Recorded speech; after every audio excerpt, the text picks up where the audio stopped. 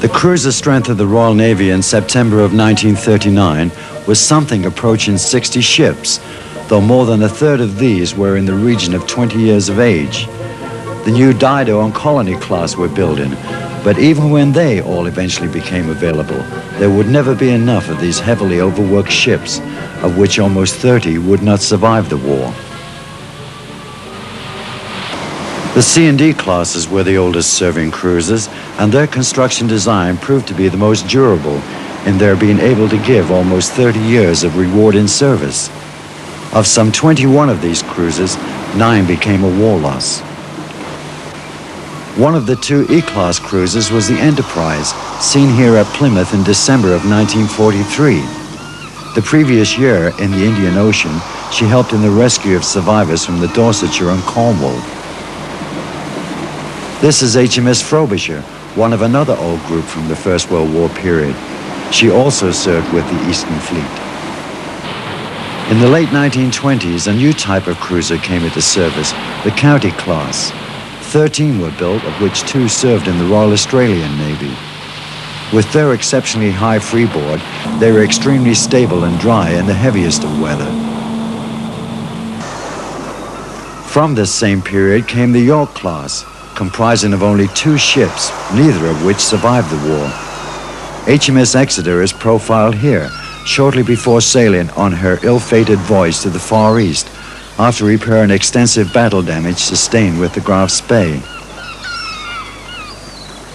HMS Ajax of the Leander class also took part in the Battle of the River Plate, while one of her sister ships, HMS Neptune, was lost with only 1 survivor after running into a minefield with Force K off Tripoli.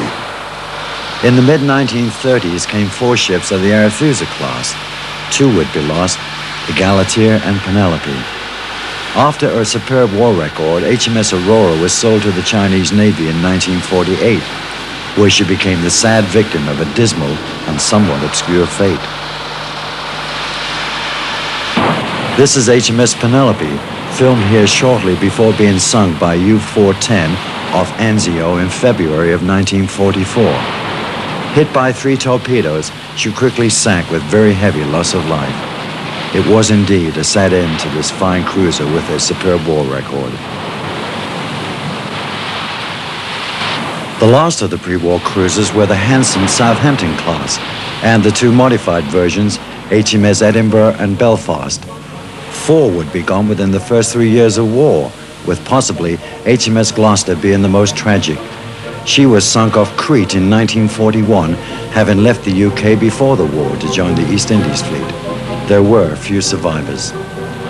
The classic lines of the Dido, like cruiser class, are well illustrated here by HMS Euralis. The Mediterranean would be their main theater of operations, from which the Bonaventure, Naiad, and Hermione did not return.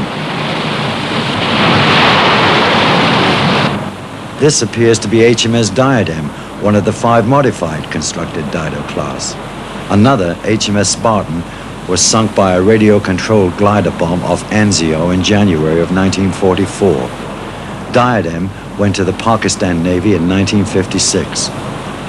The final era of the truly big-gun cruiser were the Colony and Minotaur classes, an example of which is seen here as the camera pans the starboard beam of HMS Mauritius. According to historians, she had the dubious distinction of serving more warrants than any other cruiser during the war.